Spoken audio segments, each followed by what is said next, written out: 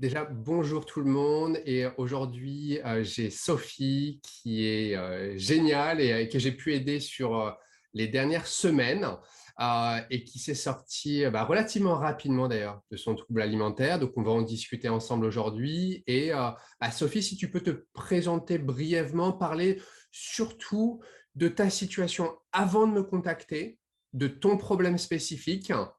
Et voilà, n'hésite pas. Ok, donc voilà, je m'appelle Sophie, j'ai 38 ans. J'ai commencé à faire des crises d'hyperphagie quand j'avais autour de 14-15 ans, avec des quantités assez phénoménales ingérées jusqu'à à peu près une vingtaine d'années.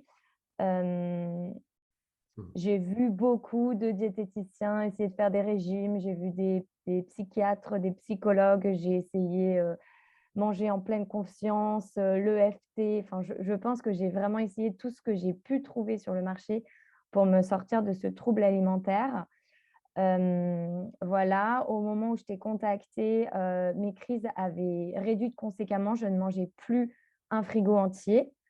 Euh, Mais néanmoins, j'avais des pertes de contrôle qui créaient de vraies angoisses pour moi, puisque je ne comprenais pas quand elles subvenaient, quand est-ce enfin, voilà, qu'est-ce que j'allais manger, je ne savais pas.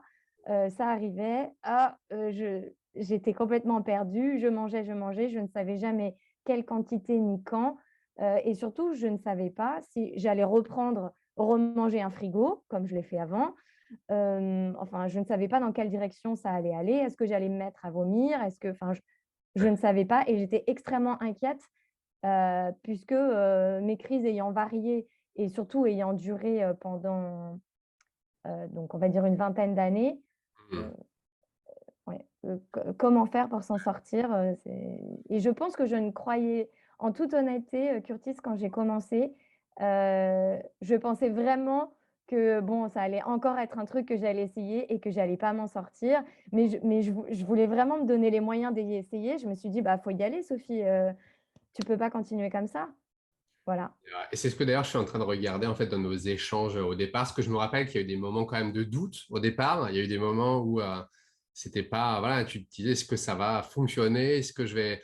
Je crois qu'il y a eu des moments où tu as dû me dire, alors j'essaie de retrouver dans la conversation, mais je sais que je vais pas y arriver, ou il y a eu des moments de panique à un moment donné. Oui, oui, ça fait partie des pensées nocives, hélas, que j'avais en pleine crise parce que à ce moment-là, je n'arrivais pas à reprendre le contrôle.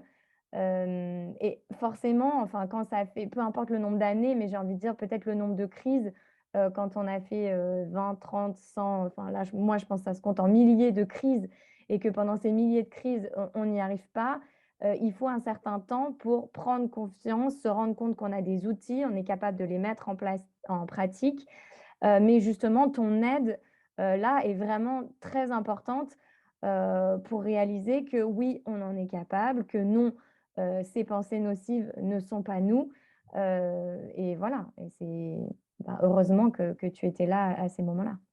Merci. Et, est-ce qu'au niveau du comportement avant, c'était donc hyperphagie, c'est ça? Est-ce que ça te faisait reprendre du poids? Est-ce qu'il y avait des conséquences particulières ou pas? Ah oui, j'ai eu des grosses variations de poids, plus 20, moins 20. Enfin, c'était pas. Au début, forcément, au début, c'était plutôt plus 5, moins 5. Après, c'est allé jusqu'à 10, c'est allé jusqu'à 20. Euh, Oui, oui, oui. Et là, donc, moi, j'avais eu un bébé et il me restait des kilos que je n'arrivais pas à perdre puisque je ne pouvais pas être en déficit calorique suite à ces crises incontrôlables.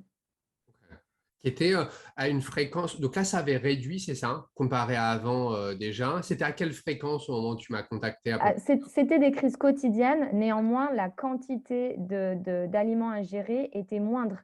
Mais il y avait quand même une perte de contrôle qui, pour moi, était extrêmement inquiétante puisque je ne savais pas jusqu'où elle pouvait aller. Il y avait pas mal de pensées, d'obsessions, de peurs. Alors ça, c'est marrant que tu me dis ça parce que je me souviens quand on a eu notre premier entretien, tu m'as posé la question de cette charge mentale liée à l'alimentation et vraiment, je ne réalisais pas à quel point les angoisses suite à ces crises incontrôlables me prenait de la charge mentale. Et ça, je n'ai réussi à le réaliser qu'une fois que je ne l'avais plus. Et ça m'a libérée d'un poids, heu, enfin incroyable, mais vraiment je n'avais pas connaissance, à quel point, la nourriture me pourrissait la vie, l'esprit était un poids, de chaque instant avant que ça ne le soit plus. Ça devient notre vie, en fait. Et surtout, bah, là, ça fait 20 ans, ça, pour toi. Ça a commencé à quel âge, hein? Si tu peux, À peu près 14 ans, donc ça fait presque 25 ans. presque 25 ans. Donc, depuis que tu es toute jeune. Et tu as l'habitude de faire ça fréquemment. Enfin, donc, ça devient ta vie. Pour toi, ça devient ta normalité d'avoir ces pensées, cet espace mental qui est occupé par l'alimentation. Tu pensais d'ailleurs plus à ton poids ou à ton alimentation? Qu'est-ce qui était vraiment le plus souvent dans tes pensées? Tu pensais à... Non, alors déjà, je n'aimais pas du tout l'état dans lequel j'étais après une crise où je me culpabilisais, où je me sentais très mal, où j'avais physiquement mal, puisque bah, quand on mange un frigo entier, on a très très mal au ventre. Donc, je voulais surtout me sortir de cet état mental, enfin, pas dépressif, recroquevillé sur moi-même, où je me culpabilisais et où j'avais l'impression de ne pas avoir d'issue. C'était surtout ça qui était problématique pour moi. Ouais, le comportement lui-même, comment tu te sentais sur le moment, et le fait de te dire qu'il n'y a pas de solution. Est-ce qu'il y a eu il y a beaucoup de pensées souvent chez les gens, c'est bon, je suis malade et ce sera comme ça pour moi jusqu'à la fin de ma vie, ou il n'y a pas réellement de solution. Est-ce qu'il y a eu ce genre de pensée à un moment donné? Alors malade, c'est marrant, je réalisais pas, que l'hyperphagie était un trouble alimentaire. Ok. Heu, Honnêtement, je pense que j'ai réalisé, en faisant ta formation. Mm. Enfin, je pense que j'étais un peu dans le déni. J'avais lu des choses, tout ça, mais, hem, en fait, comme je n'en parlais jamais et autour de moi, on n'en parlait jamais, c'est devenu un tel tabou que je me disais que bon, je ne sais pas, je dois être l'alien qui mange des frigos, personne n'en parle, c'est nulle part dans les médias, donc je pense que je suis la seule et clairement, oui, clairement, je pense que je ne m'en sortirai jamais quand ça fait, presque 25 ans que tu as l'impression d'avoir essayé toutes les techniques, tu es persuadé que bon, bah, voilà, c'est tout, ce sera ton mode de vie. Tu auras toujours des kilos en trop, tu auras toujours cet état, dans lequel tu te sens très, très mal dans ta peau, après les crises et ben, en gros, voilà, hein, ma cocotte, il faut faire avec, hein, faut avancer, la vie continue. En fait, ça devient normal, en fait, ça devient notre vie. On se dit, ouais, il faut l'accepter. Alors, soit vraiment les conséquences, les symptômes sont tels que bah, la personne ne peut pas l'accepter. Pour certaines personnes, c'en est à ce point-là. Et surtout, bah, quand il peut y avoir des vomissements ou des choses qui après jouent sur les dents, sur le transit, ça devient vraiment très gênant. Mais lorsque c'est gênant, mais qu'on peut l'accepter, bah, c'est là où on a, entre guillemets, un choix. Soit on prend des décision, OK, c'est pas comme ça que je veux vivre ma vie. OK, et là, on cherche des solutions. Ou alors pour beaucoup, et c'est là où j'essaye quand même de mettre en avant ce message, que je fais ce genre de témoignage, et que pour dire aux gens qui ne vivent pas leur vie pleinement, et avec entre guillemets, un peu un nuage qu'on a au-dessus de notre tête qui cache le soleil, en fait, il l'empêche de briller. Donc oui, on peut vivre avec un nuage toute notre vie au-dessus de notre tête, mais ça serait mieux sans quand même. Et il y a des solutions, quoi. Il y a, et donc, qu'est-ce que tu as testé? Tu m'as dit hypnose, tu as fait ou pas? J'ai pas fait l'hypnose, j'ai fait, le tapping. Ils appelaient ça, emotional freedom technique. Tu Ok, sais, où tu te tapes, plusieurs fois, et il y a des points. je connaissais. Bah, écoute, voilà, c'est une technique. J'ai fait, manger en pleine conscience. D'accord. J'ai fait bon, alors j'ai vu beaucoup de nutritionnistes, diététiciens, heu, psychiatres, psychologues, Weight Watchers, hem, après je sais pas, à peu près tous les régimes qui sortaient, tu sais, il y a des saisonnalités, tous les étés, il y a des nouveaux régimes, je pense que je les ai quasiment tous faits, ouais. Est-ce Mmh. que ça t'a apporté quelque chose de concret à chaque fois? Est-ce qu'il y a des choses qui ont mieux marché que d'autres Ah si, quand même, enfin honnêtement, par exemple, je pourrais pas jeter la pierre sur Weight Watchers parce que ça m'a vraiment permis d'apprendre à équilibrer mon assiette, d'avoir une idée des quantités, de la variété au niveau des fruits et des légumes. Pour moi, ça a été très salutaire, quand j'étais complètement perdue, pour me donner des repères. Donc voilà, c'est le seul qui m'a vraiment apporté des repères essentiels après que j'ai intégré dans ma vie. Et c'est ça qui est génial en fait quand tu as une technique qui marche bien comme la tienne, tu vois, c'est que tu l'intègres dans ta vie au quotidien et ça devient une nouvelle habitude et tu t'en rends plus compte en fait. Et ça y est, ça fait partie de ta... Et, voilà, et c'est ce qui est génial dans ta technique et qui est aussi très important pour nous, c'est de voir que, bah, une fois qu'on se l'est approprié et qu'on pratique et qu'on finit par réussir plusieurs fois de suite et que oui, on en est capable, après, hop, ça y est, c'est nous. On C'est nous l'internalise, ça devient. sans l'hyperphagie. C'est ça, et cette trace dans la neige dont je parle constamment, c'est, bah, tu vois, tu as la trace dans la neige au départ qui est nocive. Une fois que tu l'effaces progressivement, tu en recrées une nouvelle, et tu es dans ce nouveau schéma, ça devient normal, ça devient ta vie. Et souvent, ce que je dis, c'est que quand on sort des troubles alimentaires, c'est bien de se rendre compte quand même qu'on est en train de le faire et qu'on regagne des choses. Parce que si on ne s'en rend pas compte et qu'on ne se pose pas les questions, ou qu'on ne tient pas un journal de gratitude, ou bah, ça pourrait être très simple de se dire à la fin, ouais, bah, voilà, enfin, la vie continue, parce qu'on garde nos problèmes. Toi, avec ton sommeil, par exemple, il y a les autres problèmes qui sont toujours là. En fait, la vie continue, mais normalement, sauf qu'on regagne cet espace mental.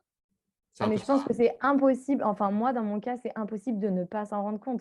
Parce que vraiment, heu, l'angoisse que ça générait était énorme. Et donc passer de cette, alors là, c'est pas un nuage, enfin, c'est vraiment un poids, c'est très, très lourd, c'est des éclairs, c'est vraiment, ouais, le soleil est là, quoi, ça y est, enfin, il y a un sentiment de liberté aussi. Je vais dire, maintenant, quand si je veux manger quoi que ce soit, je me dis pas: «Oh là là, mince, ça se trouve, je vais faire une crise, nin nin nin et puis: «Oh ça après je vais être mal». Je me dis rien, je me dis: «Ah super, j'ai envie de me faire plaisir, je vais me faire plaisir, voilà, ça y est, c'est réglé» et je continue ma vie et en fait, j'imagine que c'est la relation que beaucoup de gens ont à la nourriture et que j'aurais aimé avoir spontanément, mais que voilà, ça n'a pas été le cas pour moi et c'est vraiment Pendant génial. 25 Voilà, ans, c'est ça? pardon? Je te coupe, excuse-moi. Pendant 25 ans, c'est ça, tu n'avais jamais eu ce rapport à l'alimentation. Ah non, jamais, c'était impossible. C'était impossible. Si j'envisageais de me faire plaisir, j'avais l'angoisse de la crise et ben, éventuellement après tout ce qui va avec, tu vois? Il faut que je puisse me cacher, il faut que, bah, après si j'ai mal au ventre, il faut que je puisse m'allonger. Si je veux manger une énorme quantité d'alimentation, comment je vais faire? Qu'est-ce qu'ils vont penser les autres, si je suis à l'extérieur? Si je suis chez moi, est-ce que je suis bien toute seule? Il faut que personne me voie. Enfin, en fait, c'est assez énorme, hein, tout ce que ça a généré et que je ne réalisais pas. Ça jouait sur ta vie sociale aussi ou pas un petit peu? Est-ce que ça t'empêchait de faire des choses ou tu avais peur de sortir ou pas envie? Heu, Ça jouait pas sur ma vie sociale, mais par contre, clairement, je ne me faisais pas plaisir en mangeant quand j'étais, à l'extérieur. C'était pas possible parce que c'était vecteur de trop d'angoisse sur, la suite potentielle que ça pouvait avoir. Ouais. C'est plus ça en fait, c'est la peur de perdre le contrôle et de ne pas savoir ce qui va se passer après ou sur la journée, de ne pas être en contrôle en fait. D'avoir ces pertes de contrôle, ce comportement où on fait des choses, on est conscient que ce n'est pas quelque chose vraiment qu'on veut faire, mais on le fait quand même. On n'arrive pas à se dire non sur le moment. Ouais et puis tu sais quand tu as vu, tous les psys, les trucs, enfin tout le monde t'a fait réfléchir, tu te dis: «Bah mince, mais je comprends pas. Oui, j'ai réfléchi, oui, j'ai écrit sur mon petit carnet, oui, je sais quelle émotion me traverse». Bah, tu te dis: «Mince, enfin j'ai tout mentalisé là, je vois pas» C'est ça. et c'est pour ça que je te dis quand j'ai commencé avec toi, je me suis dit: «Bah là, bon, bah, on va quand même essayer, mais qu'est-ce qu'on va bien pouvoir me faire de plus que j'ai pas déjà essayé et qui va enfin donner un résultat?» Ouais. Et c'est ça en fait le message qui est dur à faire passer à chaque fois, surtout chez les personnes qui ont tout essayé ou quand ça fait 20 ans, 25 ans. Souvent le problème, c'est pas que c'est profond ou que ça fait 25 ans, donc ça va devoir me prendre 25 ans à nouveau pour m'en sortir. La preuve, on travaille ensemble depuis 6 semaines, 8 semaines maintenant, à peine, à peu près. Ouais, c'est ça, mais en fait, déjà, à la troisième semaine, j'ai commencé à réussir à ne plus, céder à mes pulsions. Donc en fait, le fait de voir une première réussite qu'elle arrive en semaine 1, j'ai envie de te dire semaine 6, semaine 8. En fait, s'il faut des mois, il faut des mois, c'est pas grave. L'essentiel, c'est que ça arrive et que tu te rendes compte que, et bah ouais, en fait, tu en es capable, quoi. Et c'est important, je pense, à ce moment-là, la première fois de se dire, ah bah regarde, voilà, bah, en fait, si, tu vois, tu en es capable et de bien appuyer là-dessus, de bien en profiter pour que bah, la fois d'après, enfin, continuer à se féliciter, je pense, C'est ça. systématiquement. Et tu vois, moi, là encore, si ça m'arrive, le fait de ne pas céder et de supporter l'inconfort, je me félicite. Et vraiment, je me dis, bravo ma pépette, c'est bien, voilà, tu as chié, mais tu as réussi, tu vois? Et tu en es capable. Et je me le dis à chaque fois. Et je pense que, bah, je sais pas comment ça va se passer par la suite, mais ouais, je continue à célébrer ces victoires de, manger avec plaisir ou de supporter l'inconfort d'une pulsion. C'est important. Jusqu'à alors, ça, après, ça va commencer à devenir de plus en plus naturel. C'est vrai qu'il y a une phase où, voilà, premier mois, deuxième mois, on se dit encore, est-ce que ça pourrait parvenir? Est-ce que c'est normal? Donc, c'est important de rester concentré, mais arriver à un moment donné, à 6 mois, 7 mois, 8 mois, tu n'y penseras même plus. Et là, vraiment, c'est 100% en toi. Là, peut-être que c'est 95, 99, où il n'y a plus de crise, il n'y a plus de problème, mais il y a quand même ces pensées à se dire, bon, est-ce que c'est vrai? Est-ce que c'est réel? Parce que oui, quand ça fait 25 ans, 20 ans que c'est notre vie, qu'on a tout testé, et c'est là où est le problème souvent, c'est ça met du temps parce que il faut y croire en fait. Il faut se dire non, il y a une réelle solution. Et quand on a tout testé entre guillemets, parce que généralement les solutions c'est hypnose, thérapie, on dit qu'est-ce que je vais pouvoir faire de plus en fait maintenant? Qu'est-ce que je vais pouvoir tester de plus pour m'en sortir comme tu te l'as dit? Mais non, on n'a pas tout testé. Le problème, c'est que le problème ne vient pas de la psychologie, en fait. Et ça, tu l'apprends aussi au fil des semaines, et c'est ce que j'enseigne, c'est que c'est pas un problème d'émotion non satisfaite ou de traumatisme du passé. Oui, on peut avoir ces problèmes-là. Et on peut travailler dessus avec une thérapie, par exemple. Mais là, le problème vient de l'aspect mental, de ce qui se passe dans le cerveau et du comportement. Donc là est le travail à faire, en fait. Et généralement, on n'aborde pas ce sujet-là, en fait. Généralement, c'est pas là-dessus qu'on se penche quand on cherche des Ouais. solutions. Et après ça, c'est vrai que c'est hyper intéressant le fait de comprendre comment ça fonctionne dans le cerveau, parce enfin, c'est des choses dont on nous a jamais parlé. Ça permet aussi de réaliser que oui, c'est possible de s'en sortir. Quand tu comprends en fait d'où ça vient pour de vrai Tu te et dis, ah pas oui, de en fait, les il y a une solution, émotions, quoi. C'est ça. en fait, oui, en fait, tu te dis: «Ah bah oui, évidemment et oui, en fait, c'est possible». C'est ça. Heu et c'est important, ouais, d'ouvrir la porte à la possibilité que c'est possible et elle est pas forcément évidente à ouvrir, cette porte en fonction du nombre de crises que tu as eues par le passé. Et c'est là, en fait, où la difficulté, souvent, c'est pouvoir ouvrir la porte. Et moi, c'est là où, à la limite, la plus grande difficulté, tu vois, il y a une ambulance, la plus grande difficulté, c'est vraiment dire aux gens, il y a une solution. Ouvre la porte. Parce que après, une fois que tu as ouvert la porte, moi, je suis là pour te guider. Comme je dis au départ, et comme on a ce premier appel qu'on fait au départ, j'ai aucun doute quand on se parle, je ne sais pas si tu l'as senti ou pas, mais quand je parle à quelqu'un, c'est si je sais que tu es dans ce problème-là, et c'est pour ça que je fais cet appel, c'est important pour moi de déterminer si la personne a ce problème-là, parce que si c'est un autre problème, je ne suis pas sûr de pouvoir l'aider, je lui dis, je ne suis pas sûr de pouvoir t'aider. Mais quand tu es dedans, je te le dis, c'est ouvre la porte en fait, ouvre la porte et je t'aide. Et on sort de là et c'est fini. C'est aussi simple que ça. Mais la difficulté, c'est faire comprendre à la personne que oui, il existe une solution, oui, tu peux t'en sortir. Et c'est pour ça que là, déjà, j'essaie de faire ce genre de vidéo pour dire aux personnes, non, en fait, simplement, il y a une solution, allez, hop, on y va, c'est parti, quoi. Et on sort de là, quoi. On vit sa vie pleinement, enfin, pour de bon. Ah ouais et ça, c'est vraiment agréable. Ça vaut vraiment la peine. Ça vaut mais ton appel, il est chouette aussi parce que, peut-être, pour certains, ça peut être la première fois qu'on a quelqu'un qui croit en nous comme ça et qui est certain vraiment qu'on peut s'en sortir et moi, je sais que de tous les thérapeutes que j'ai vus par le passé, c'est la première fois que j'ai eu quelqu'un qui m'a vraiment fait sentir que voilà, que tu croyais en moi et que c'était possible et qu'on allait y arriver. Et c'est, je pense, très important aussi, pour ouvrir cette porte, de savoir que, bah, on a quelqu'un derrière qui est là et quoi qu'il arrive, il sera là, il sera toujours là, voilà et que quand on tombe, bah, il nous relèvera, il nous dira ce qu'il faut, et aussi, tu vois, hem, pas forcément qu'il nous caressera dans le sens du poil. Enfin, moi, je me souviens d'avoir lu des messages que j'avais besoin d'entendre, qui m'ont pas forcément où je me suis pas dit, «Ah ouais, ah super, oh merci, elle me caresse dans le sens du poil, c'est super». Non, voilà, ça m'a fait réagir et c'est ce que j'avais besoin d'entendre et de lire. pour penser différemment et agir différemment surtout. Parce que ça n'aide pas quelqu'un. Et ça, genre, j'ai 8 ans d'expérience, donc j'ai pas toujours été comme ça quand j'aide quelqu'un. Au départ, j'étais vraiment plus dans voilà, caresser dans le sens du poil. On va essayer de faire en sorte que la personne soit contente. Mais je me rends compte que j'ai pas besoin que les gens soient contents de leur travail avec moi. J'ai juste besoin que les gens soient contents des résultats qu'ils obtiennent. Ils sont venus me voir pour un résultat, pas juste pour avoir un joli message bienveillant chaque jour. Alors oui, ça aide dans certains moments, dans les moments de doute, dans les moments de culpabilité, où là, il y a besoin de bienveillance. Mais dans les moments où la personne a besoin d'entendre la vérité, ce qu'elle veut, c'est la vérité au fond d'elle, au final. Et c'est ça que je Mmh. dois faire. Et moi, je sais là où tu dois aller, et je suis là pour te guider, en fait. Je dis non, c'est comme ça qu'il faut faire, je sais que c'est comme ça, tu le fais, et hop, on y va. Et c'est parti. Ouais et après c'est génial. Après la vie a un autre goût forcément.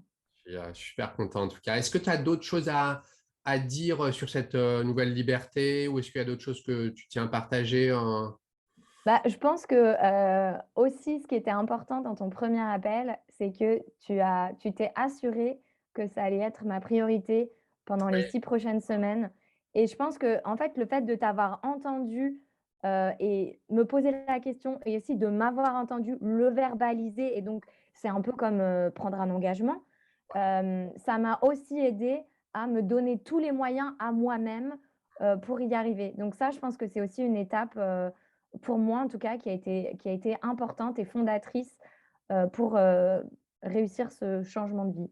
c'est ça. Et cet appel-là, pour moi, des fois, les gens comprennent, ne comprennent pas. Certains vraiment me remercient. Les gens qui n'osent pas ou autres, ils peuvent en avoir peur et je comprends tout à fait. Mais pour moi, c'est essentiel d'avoir un vrai contact humain avant toute chose et pas juste se dire, bon, bah voilà, on va voir si je peux t'aider. Le problème de la plupart des approches, thérapie, encore une fois, je ne critique en rien. Chaque approche a ses côtés positifs, négatifs ou autres. Mais je ne peux pas juste dire à la personne, bon, bah voilà, tu viens faire une consultation, tu me payes, on va découvrir ensemble si je peux t'aider ou pas, et on va voir au fil de plusieurs consultations si je peux t'aider. Bah non, moi, on fait l'appel ensemble, ça n'engage à rien du tout. Si je peux t'aider, je te dirai, je peux t'aider. Je m'assurerai non seulement que moi, je peux t'aider, et que toi, tu peux t'aider, entre guillemets, que tu peux faire le nécessaire aussi, tu as le bon état d'esprit. Parce que ça m'arrive très fréquemment de parler avec des personnes où je découvre que non, l'état d'esprit n'est peut-être pas encore le bon.